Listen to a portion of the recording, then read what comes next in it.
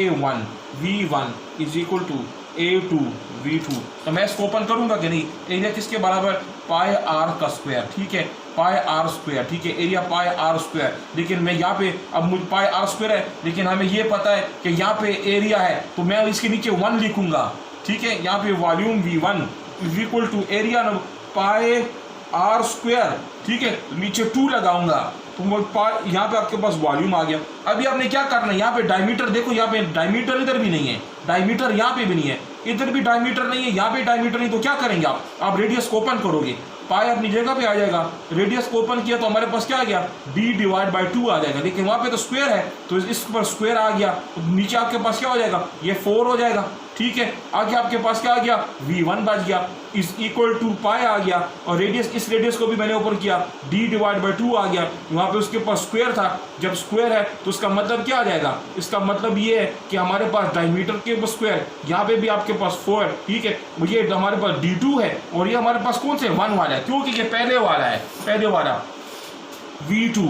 बाकी अभी हमने क्या मालूम करना है, हमें मालूम करना है फॉर एग्जाम्पल d2, हमें d2 मालूम करना है, d2 स्क्वायर मालूम करना है, ये मालूम करना है। तो ये बाकी वैल्यू कहाँ जाएंगी, ये पाई की वैल्यू इधर चली जाएगी, वॉल्यूम जो है वो यहाँ पे चला जाएगा। जो चीज़ डिवाइड में हो रही होती है इक्वल से इस तरफ आके वो जो इक्वल से इस तरफ डिवाइड हो जाती है, जो यहाँ पे डिवाइड हो रही है ऊपर जाके मल्टीप्लाई हो जाती है। तो ये 4 जब ऊपर चला जाएगा तो ये 4 इस 4 के साथ कैंसिल हो जाएगा, पाई पाई कैंसिल हो जाएगा। बाकी आप कर सकते हो कि नहीं, करना आसान है, मैं आपको आसान कैलकुलेशन समझा देता हूँ को किस तरह करोगे आप कैलकुलेशन। देखें अभी क्या करें आप, सिंपल आसान तरीका है, आप पाई को कैंसिल करें, इसको कैंसिल करें, ठीक है, तो आपके पास क्या चीज़ आ जाएगी। बाकी कैलकुलेशन करना आसान है, आपके पास क्या आ जाएगा, d1 स्क्वायर, ठीक है, आपके पास d1 का square v1 is equal to d2 का स्क्वायर इस तरह आ जाएगा। तो आपको मालूम क्या करना है, आपको मालूम करना है d2 स्क्वायर। तो आप क्या करोगे, d1 का square v1 divide by v2 is equal to d2। आगे क्या करना है, अंडर रूट लेना है, इधर भी अंडर रूट, यहाँ पे भी अंडर रूट, ये दोनों कैंसिल हो जाएंगे। आगे क्या करना है, d1 v1 divide by v2 is equal to d2। इसके ऊपर आपने प्रैक्टिस करना, ये वाला। अगर बर्नौली इक्वेशन में से कुछ सवाल आएगा, कोई क्वेश्चन आ जाएगा इंट्री टेस्ट में, तो a1 v1 is equal to a2 v2, इसके ऊपर आपने प्रैक्टिस करना है। आपने वॉल्यूम को खोल के एरिया लेके आना है, एरिया को खोल के डायमीटर को तक पहुंचना है। वो सवाल बनेगा, सवाल जब क्वेश्चन आएगा वो वॉल्यूम और डायमीटर के दरमियान का क्वेश्चन हमेशा बनेगा, इन दोनों का रिलेशन हमेशा आता है, इन दोनों का, ठीक है। वो मैंने भी आपको डिराइव करके आपको मैंने समझा दिया। अभी अब कॉन्सेप्चुअल क्वेश्चन आ गया, अभी आपसे कॉन्सेप्ट है, कॉन्सेप्ट किस तरह है, तो आपसे ये पूछा जाएगा कि फॉर एग्जांपल ये बॉडी है, यहाँ से ये मुड़ गया, ये ऊपर की तरफ चला गया, ठीक है, और यहाँ पे ये दूसरी बॉडी है, ये इधर से आ गया, आपसे पूछा जाएगा आपके पास कितने पॉइंट्स आ गए हैं। आपके पास एक पॉइंट ए है, ठीक है, एक पॉइंट बी है और पॉइंट सी है। आप मुझे बताएं कि पानी की रफ्तार कहाँ पे बराबर होगी, ए पे बराबर होगी, सी पे बराबर होगी या डी पे, कौन सी जगह पे पानी की रफ्तार तेज होगी।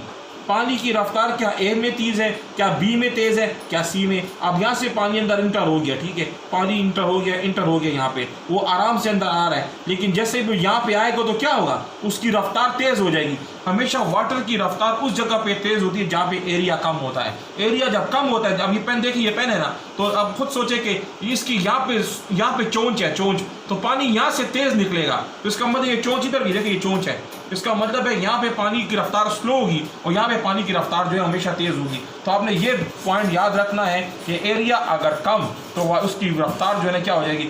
एरिया का हमेशा उल्टा रिलेशन है, ये आपने याद रखना है वेलोसिटी के साथ। एरिया कम वेलोसिटी ज़्यादा, एरिया ज़्यादा वेलोसिटी कम, इसका मतलब इन दोनों का आपस में रिलेशन है। आपसे पूछा जा सकता है कि एरिया का और वेलोसिटी का आपस में क्या रिलेशन है, तो वेलोसिटी का और एरिया का आपस में रिलेशन जो है हमेशा अपोजिट होता है, याद रहेगा आपको।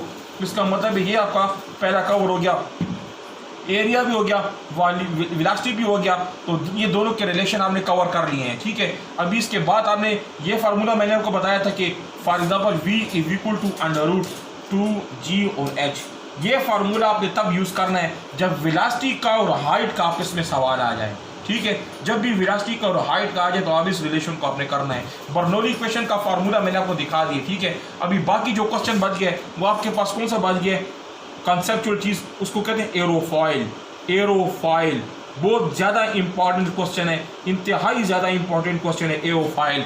एरोफॉइल का मतलब ये होता है कि जो जहाज़ का जो पर होता है, देखिए जहाज़ का पर इस तरह होता है, देखिए जहाज़ इस तरह, जैसे परिंदे होते हैं, जितने भी दुनिया में जो परिंदे होते हैं वो परिंदों को देख कर ही तो जहाज़ बना है। ये भी सवाल आ सकता है कि किस एनिमल को देख के जहाज़ बनाया गया है, पर परिंदे को देख के जहाज़ बनाया गया, उसके जो विंग्स को देख के बनाया गया है। आप सबसे पहले देखते हैं कि ये परिंदे का जो विंग्स है उसकी इस तरह होती है, इसकी शेप जो है इस तरह होती है, ठीक है। इसको कहते हैं एरोफॉइल। एरोफॉइल तो आपसे क्या पूछे, इसका सवाल आपसे क्वेश्चन कैसे पूछा जाएगा, तो इसका मतलब है कि यहाँ से हवा आ जाती है, हवा जब इंटर होती है यहाँ पे हवा, तो हवा जब यहाँ पे आती है तो यहाँ पे इसका लो प्रेशर हो जाता है, सही है। हवा का प्रेशर जो है ना ऊपर कम हो जाता है। ऊपर क्यों कम होता है, यहाँ से हवा बहुत तेज आती है, लेकिन जैसे यहाँ पे पहुंच जाती है स्लोप की वजह से, यहाँ पे स्लोप है, तो स्लोप की वजह से हवा का जो प्रेशर है यहाँ पे वो लो हो जाता है। लेकिन नीचे का तो एरिया ज़्यादा है, ठीक है, नीचे एरिया ज़्यादा होता है, तो इस वजह से यहाँ पे प्रेशर जो क्या होगा, हाई होगा।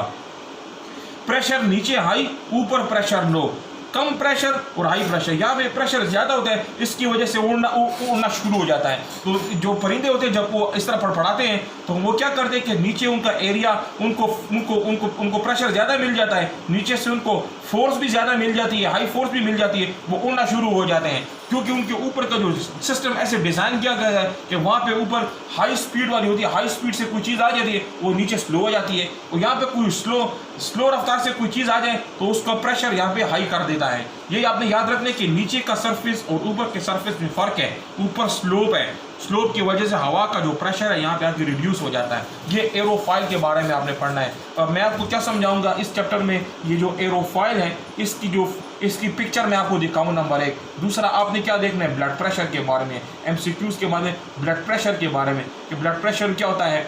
इसका मतलब है ब्लड प्रेशर का रिलेशन भी हमारा जो ब्लड है ना, हमारा जो ब्लड है वो भी विस्कस बॉडी है, ये आप दिमाग में डाल दें।